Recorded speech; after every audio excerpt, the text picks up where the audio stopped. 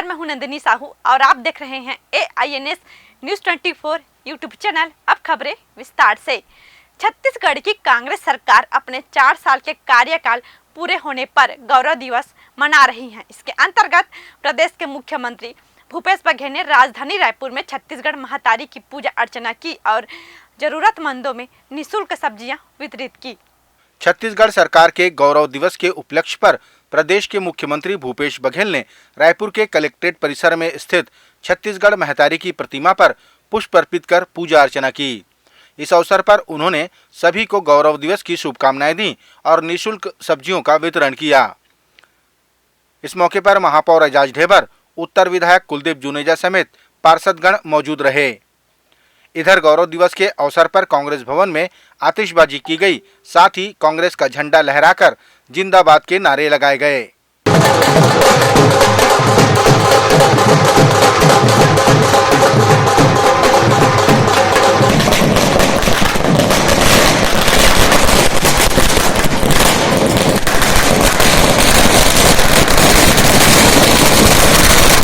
राजभवन में लंबित पड़े छत्तीसगढ़ सरकार के आरक्षण बिल पर विधि विभाग से मंत्रणा होनी बाकी है। कांग्रेस पार्टी ने कहा कि विधानसभा से बड़ा विधि विभाग नहीं है। इस पर बोलते हुए प्रदेश के पूर्व मुख्यमंत्री डॉक्टर रमन सिंह ने कहा कि तकनीकी विषय होने के चलते विधि विभाग से बातचीत जरूरी है।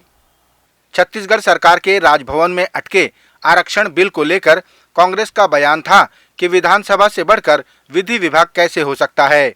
कांग्रेस के बयान पर पूर्व मुख्यमंत्री डॉक्टर रमन सिंह ने कहा कि यह तकनीकी विषय है, इसमें विधि विभाग से मंत्रणा आवश्यक है।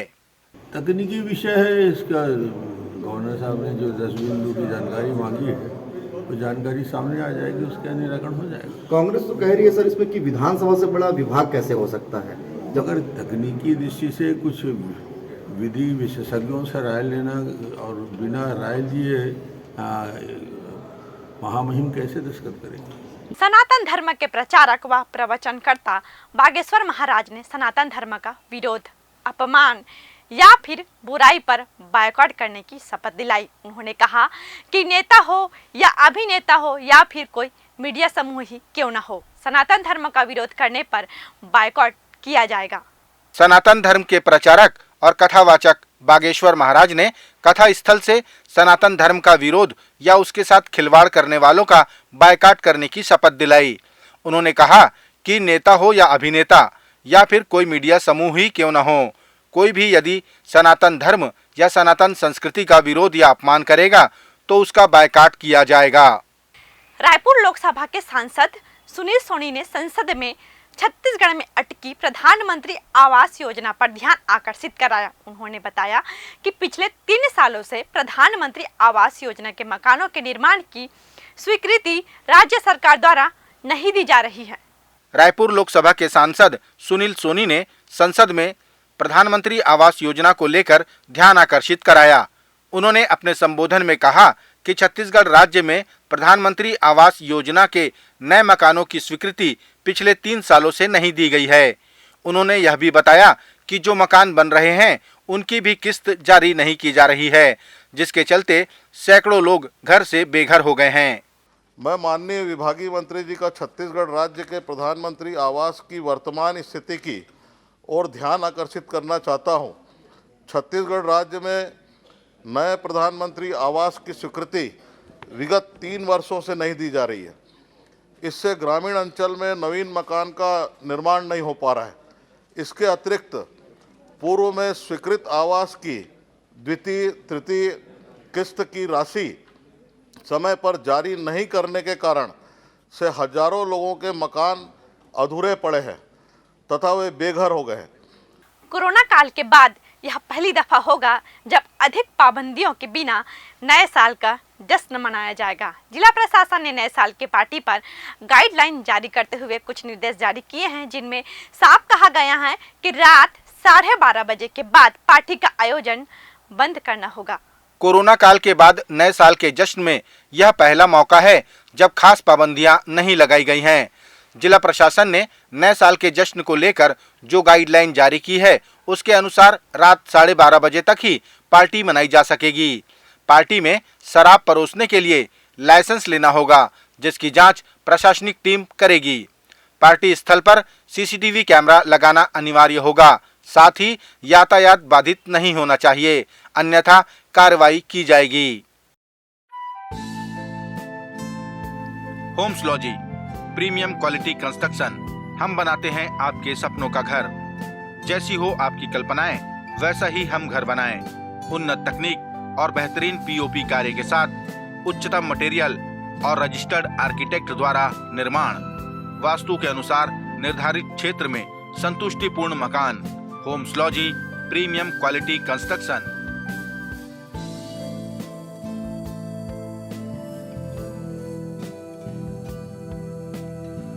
वाह, मैंने ऐसे ही घर की कल्पना की थी। छत्तीसगढ़ के पूर्व मुख्यमंत्री डॉक्टर रमन सिंह ने कांग्रेस सरकार पर भारतीय जनता पार्टी के कार्यकर्ताओं के ऊपर अपराध दर्ज किए जाने और उन्हें परेशान करने का आरोप लगाया। उन्होंने यह भी कहा कि धारा 40 के तहत गांव में भाजपा समर्थित सरपंचों को हटाया जा रहा है। छत्तीसगढ़ के पूर्व मुख्यमंत्री डॉक्टर रमन सिंह ने कांग्रेस सरकार पर आरोप लगाया कि भारतीय जनता पार्टी के कार्यकर्ताओं पर अपराध दर्ज किए जा रहे हैं और उन्हें परेशान किया जा रहा है। उन्होंने यह भी कहा कि धारा 40 के तहत गांवों के सरपंचों को हटाया जा रहा है जो भारतीय जनता पार्टी से जुड़े हैं। कांग्रेस शासित आज कांग्रेस का शासन है। हजारों कार्यकर्ता पे झूठे मामले फंसा के उनको प्रताड़ित करने का काम कांग्रेस कर रही है। धारा 40 का उपयोग करते हुए सरपंचों को उनके पद से बर्खास्त किया जा रहा है। विभिन्न प्रकार की प्रताड़ना दी जाती है, तो अधिवक्ता जो परिषद है वो उनकी मदद के लिए खड़ा होता है। झूठे मामले मुकदमे के लिए सामने आते हैं। आम आदमी पार्टी के प्रदेश अध्यक्ष कोमल हुपेंडी ने कांग्रेस सरकार के 4 सालों के कार्यकाल पर बयान जारी करते हुए कहा कि इन 4 सालों में राज्य में अपराध चरम पर पहुंच गया है। उन्होंने जानकारी दी कि राज्य गठन के बाद से राज्य की 9000 बालिकाएं गायब हैं, जिसे लेकर आम आदमी पार्टी आंदोलन करेगी। आम आदमी पार्टी के छत्तीसगढ़ प्रदेश अध्यक्ष कोमल हुपेंडी ने पत्रकारों से बातचीत में बताया कि कांग्रेस सरकार के इन 4 सालों में अपराध अपने चरम पर पहुंच गया है। उन्होंने बताया कि राज्य गठन के बाद से राज्य की 9000 बालिकाएं गायब हैं। हुपेंडी ने जानकारी दी कि बढ़ते अपराध को लेकर आम आदमी पार्टी आंदोलन करेगी। राज्य गठन के बाद लगभग 9000 बालिकाएं गायब हैं। पूर्ववर्ती भारतीय जनता पार्टी की सरकार के समय की हम बात करें, चाहे वर्तमान कांग्रेस पार्टी की सरकार की बात करें, स्पेशल सरकार के पास महिला एवं बाल विकास विभाग होता है। क्या महिला बाल विकास विभाग के मंत्रियों को वहाँ के अधिकारियों की बात पता नहीं है? क्या महिला आयोग को पता नहीं है? क्या उन्होंने जानबूझ के संज्ञान में नहीं लिया? ये बड़ा चिंतनीय बात है। कुल मिला के गढ़बोड़ नवा छत्तीसगढ़ की बात कहने वाला भूपेश बघेल की सरकार इस छत्तीसगढ़ को अपराध का गढ़ बना दिया है, जिसे प्रदेश की जनता भी देख रही है और बेहद चिंतनीय विषय है। आम आदमी पार्टी इसका विरोध कर रही है। हम प्रदेश सरकार से आगाह करना चाहते हैं कि पूरे प्रदेश में जितने बालिकाएं आज गायब हैं, कई सरकारी आश्रमों से गायब हैं, कई जो शहरों से गायब हैं, सबको सरकार संज्ञान में ले। और मैं सुदूर अंचलों की बात करूं, वहाँ के नौजवान एक गांव में 70, 80, 40 ऐसे नौजवान गायब हैं जिनको कोई पूछने वाला नहीं है। पुलिस में FIR दर्ज तक नहीं हो रही है। ऐसे मामले पूरे प्रदेश में हैं। कुल मिलाकर छत्तीसगढ़ जो शांति का टापू कहा जाता था, आज छत्तीसगढ़ को अपराध का गढ़ कांग्रेस पार्टी की सरकार ने बनाई है। दंतेवाड़ा में 2 महिला नक्सलियों ने आत्मसमर्पण किया और मुख्य धारा से जुड़ने की इच्छा जाहिर की। दोनों महिला नक्सलियों पर इनाम घोषित हैं और दोनों आगजनी के साथ पुलिस टीम पर हुए हमलों में शामिल थी। दंतेवाड़ा में 2 महिला नक्सलियों ने आत्मसमर्पण कर मुख्य धारा से जुड़ने की इच्छा जाहिर की है। ये दोनों उड़ीसा में नक्सली संगठन से जुड़ी थी।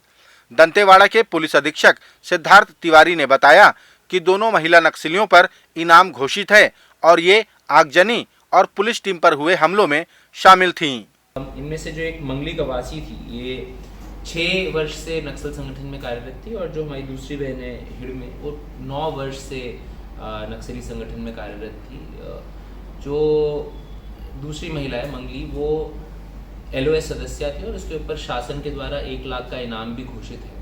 और जो हिडमे डीएके में सदस्य थी, ये दोनों ही महूपदर क्षेत्र जो कि कांगेर वैली के उस तरफ सीमावर्ती क्षेत्र है छत्तीसगढ़ और उड़ीसा राज्य के मध्य में, वहाँ पर ये लोग कार्यरत थे।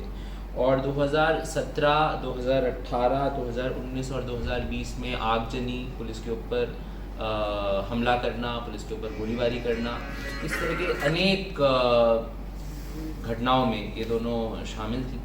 अब अंततः इन्होंने मुख्य धारा में जुड़ने का निर्णय किया है।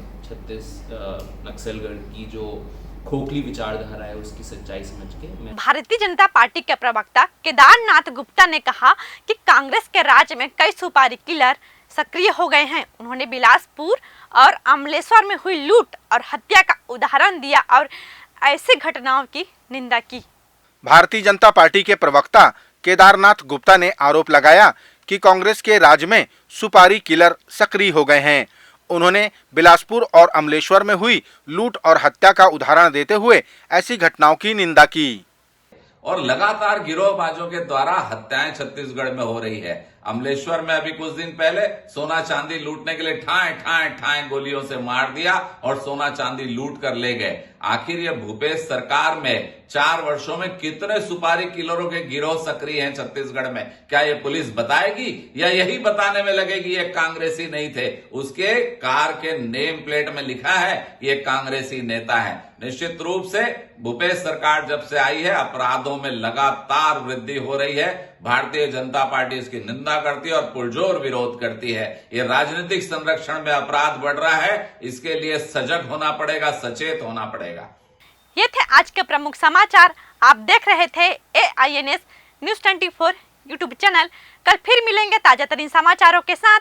तब तक रोजाना की ताजा खबरों के लिए आप हमारे लोकप्रिय यूट्यूब चैनल AINS न्यूज़ 24 को सब्सक्राइब, लाइक और शेयर करना न भूलें। नमस्कार।